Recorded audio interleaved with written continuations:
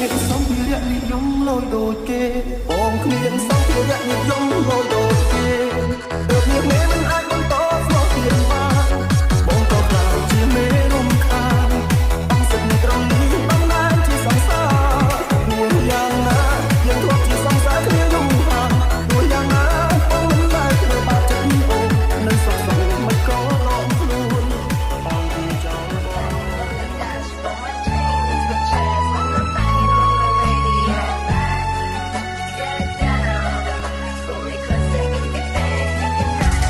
ដំរើការអង្គុយពេកបងគ្មានលទ្ធភាពទេថ្លៃ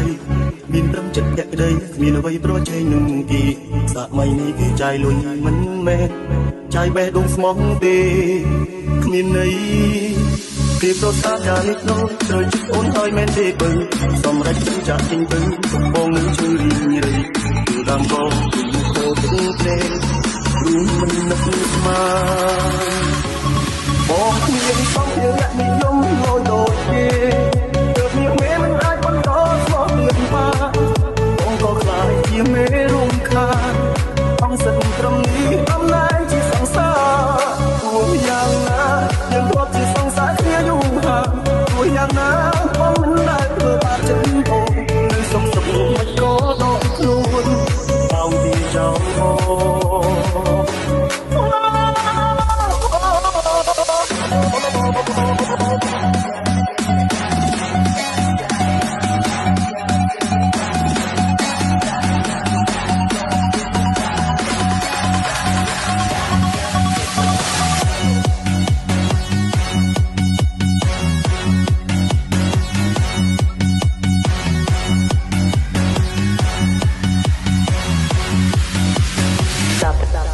in my mind.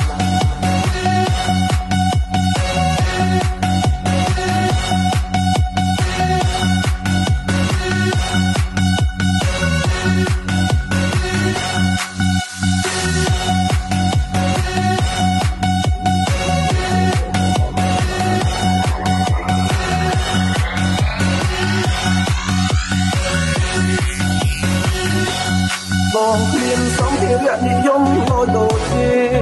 ទើបវាមេមិនអាចបន្តស្លោទៀតបានបងក៏ខ្លាចជាមេរំខាន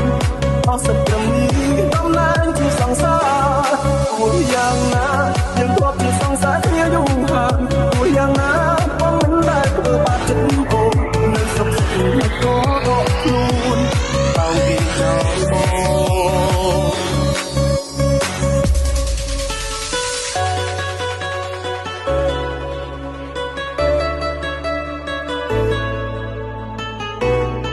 Clap your hand for Sid R&B on the mix.